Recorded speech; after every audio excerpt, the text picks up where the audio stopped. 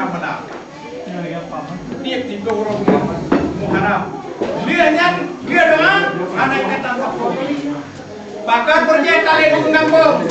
Dan juga Pak Desember. Bahkan orang yang tanam gara-gara tanya yang memadu gara-gara karena bu beancu. Orangnya kali itu kampung. Hari jak apa sah? Lepas. Bahkan ini kata dam. Yang memadu kepentingan awaknya beancu kedudukan, jabatan, rumah kemewah. Yang kana langke nyatunya perjuangan adalah bisnis untuk kekayaan rawa, tapi kehancur kau adalah sebuah perjuangan yang paling kejam dirintis.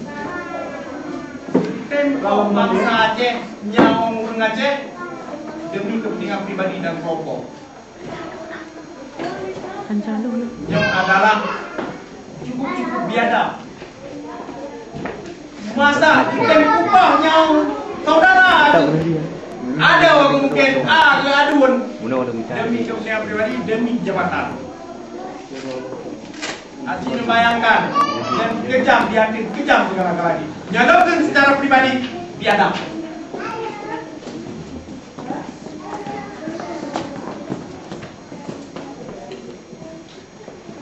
Lihatnya, ya, lihat berdoa. Wow, mencepat urusan penting. Sederhana orang Aceh yang kata Miwan Anggro, yang kamu pertanyaan.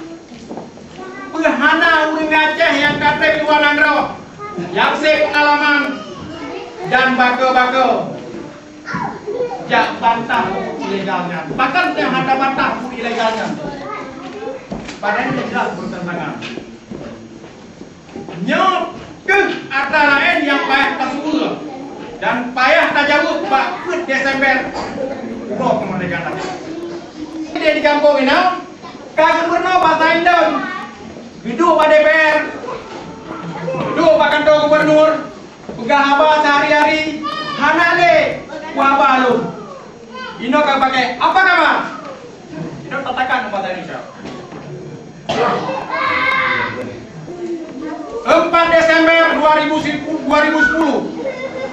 ini bukan saja merupakan milad pertama yang tanpa kehadiran Tengku Hasan bin Muhammad Giro, namun juga masa penting bagi evaluasi gerakan pembebasan yang sudah berumur 34 tahun itu. Evaluasi perlu dilakukan, bukan saja memperjelas transisi kepemimpinan, namun juga untuk memperjelas strategi dan agenda perkembangan di masa yang akan datang. Pasca MUU 2005 hingga hari ini, roadmap menuju kemerdekaan Aceh semakin tak menentu, kabur alias kabur.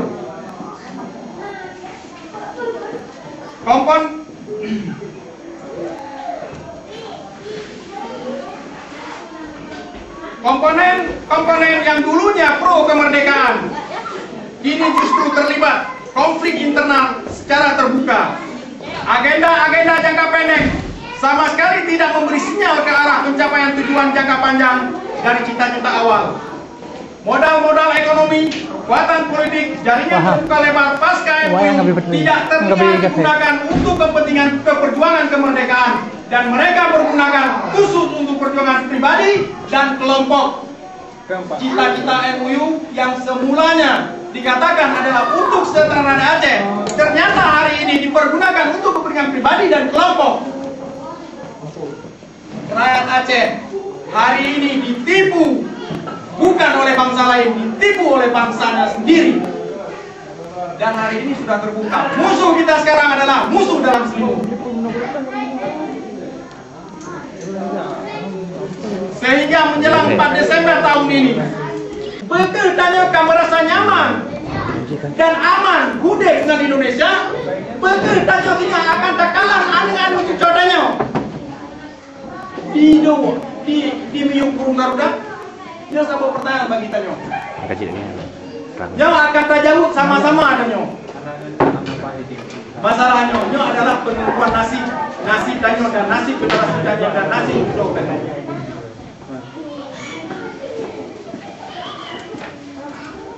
apakah kita sanggup melihat anak-anak kita mengadopsi budaya bebas berkembang pesat di negara yang satu ini? Betul sanggup mengadopsi? Anu tanya, takalan hidup bebas di negara Indonesia ini, bebas melakukan segala-galanya. Dan apakah kita terus berada dalam negara yang politiknya sudah sangat kusut dan berpotensi kepentingan pribadi dan golongan ini? Yang menurut Indonesia yang bersih lagi apa benar yang tak kusut dan anak tak duri tak ujung tak orang. Cuman cocok kesimpulan ini tanya secara demokrasi, karena tanya budek kajian rohnya tak anu negara berpikiran demokrasi. Nyata kuningnya akan tetap madu dan yang mana inginkan. Sebagian orang Indonesia juga orang Islam, bang saudara tanya, tapi dia beda kuningnya. Beningnya tak kau Aceh pulang ke Aceh, Jawa pulang ke Jawa. Yang itu belum pegang. Aceh merdeka, Jawa jauh kerjasama tetap dalam perdagangan dan sebagainya. Tapi urangnya kagak ada kalau lagi pecah Aceh, kagak ada lagi pecah nah nunggu naina. Bahkan di laganya krisis moral. Ada moral.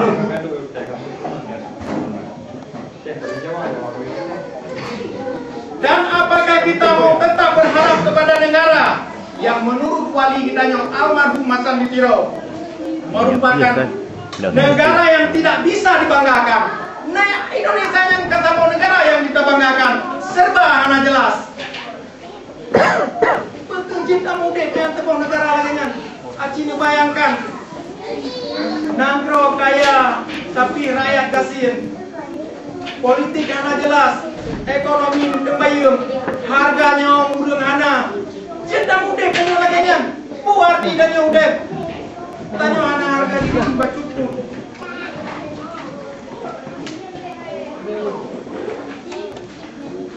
Jika kondisi hilang arah ini menguat, maka pertanyaan lain yang akan muncul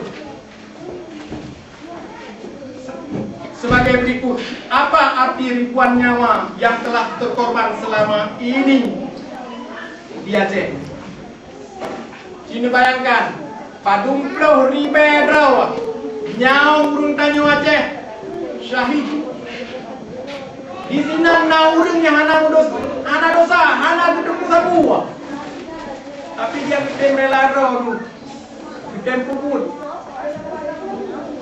Semurah yang ke nyawa urung Aceh. Ini aja jengkar, padum nyawa urung Aceh. Dengan itu otonomi khusus. Di awal perdenya nyawa urung Aceh sama sekali hana harga. Kita kan secara kasar, lebih harga nyawa urung. Bayangkan, berarti ketinggalan ekonomi yang didukung rakyat selama konflik, hancur madum ekonomi yang di Aceh. Dumna nemi anajai sebulan, dumna pengangguran, nyan mamadum akibat konflik. Bahkan urungnya rela Mesir, hana beda dari puto hana ber, menganggur biar ber. Bahkan kita mungkin ukur dia lebih makmum. Mungkin dia lebih bahagia. Bala dan nyoy non sementara nyo gatin, bangku sementara dia buka huruf. Mungkin masa depan anu dia god. Tapi ini adalah memadung sia-sia.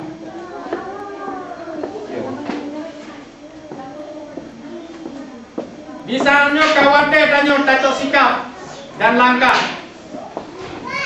Tetapi yo golong taco punitonya.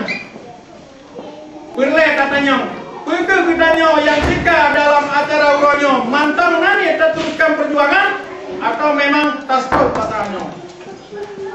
Ini sebuah pertanyaan yang paling penting.